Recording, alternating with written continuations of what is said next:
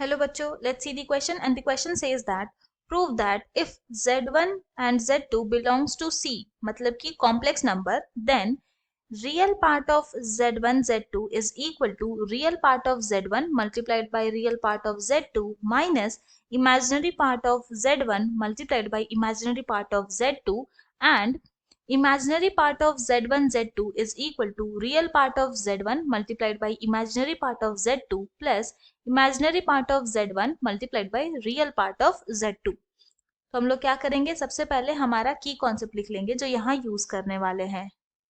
And जो की concept हम लोग यूज करेंगे, पहला तो होगा कि कॉम्प्लेक्स नंबर जो होता है, कॉम्प्लेक्स नंबर वो हमेशा x प्लस आई वाई के फॉर्म में होता है। एक रियल पार्ट होता है एंड दूसरा इमेजिनरी पार्ट होता है।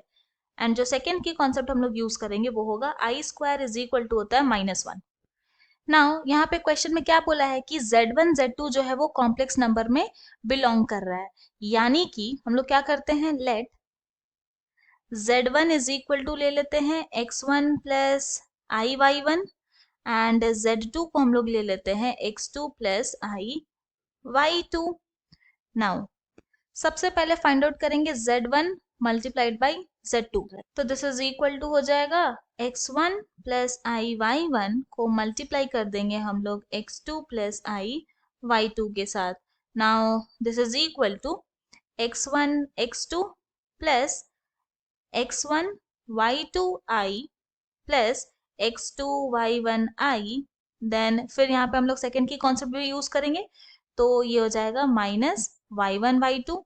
तो now this is equal to, अब क्या करते हैं हम लोग, रियल पार्ट को एक साथ लिखेंगे, इमेजिनरी पार्ट को एक साथ।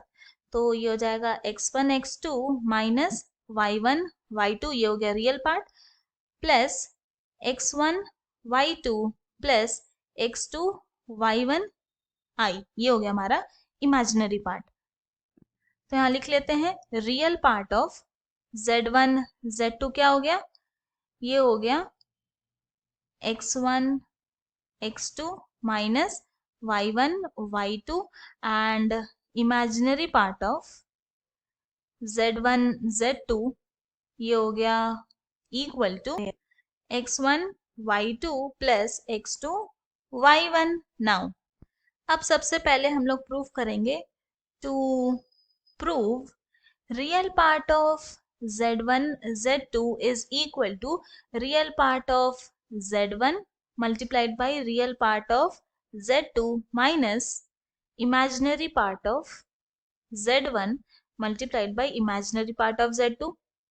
तो इसका क्या करेंगे, राइट हैंड साइड वाला टर्म लेंगे एंड राइट हैंड साइड में है हमारे पास real part of z1 multiplied by real part of z2 minus imaginary part of z1 multiplied by imaginary part of z2। Now z1 का real part क्या है, x1 है, तो यहाँ लिख लेंगे x1 मल्टीप्लाइड बाई z2 का रियल पार्ट क्या है x2, तो ये हो जाएगा x2 माइनस इमेजिनरी पार्ट क्या है z1 का, तो ये है y1 multiplied by imaginary part क्या है z2 का y2। तो ये आ गया हमारा राइट हैंड साइड। अब लेफ्ट हैंड साइड, तो लेफ्ट हैंड साइड क्या है, real part of z1 z2 and यहाँ पे अभी जस्ट निकाले हम लोग, real part of z1 z2 है x1 x2 minus y1 y2, तो यहाँ पे left hand side equal to right hand side आ गया। तो हेंस हम लोग ये बोल सकते हैं, ये प्रूव कर दिए कि real part of z1 z2 is equal to हो गया real part of z1 multiplied by real part of z2 minus imaginary part of z1 multiplied by imaginary part of z2। ये हो गया प्रूव्ड। नाउ अब हम लोग यहाँ पर प्रूव करेंगे, to prove imaginary part of z1 z2 is equal to real part of z1 multiplied by imaginary part of z2 plus imaginary part of z1 multiplied by real part of z2। तो पहले क्या करेंगे, right hand side वाला term ले लेंगे and right hand side में क्या है हमारे पास, ये है real part of z1 multiplied by imaginary part of z2 plus imaginary part of z1 multiplied by real part of z2। तो now this is equal to real part of Z1 क्या है, x1, तो यहाँ लिखेंगे x1, फिर multiplied by imaginary part of Z2 क्या है, y2, फिर plus imaginary part of Z1 क्या है, y1 है, multiplied by real part of Z2 क्या है, x2।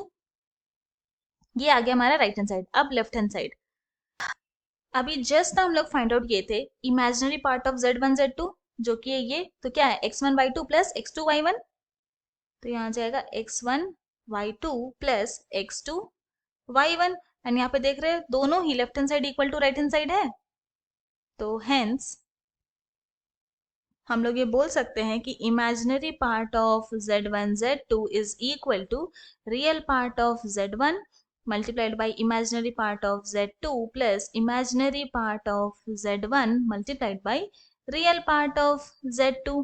ये हो गया प्रूव्ड। यही हमें चाहिए था। I hope you have understood it well. Thank you and best of luck.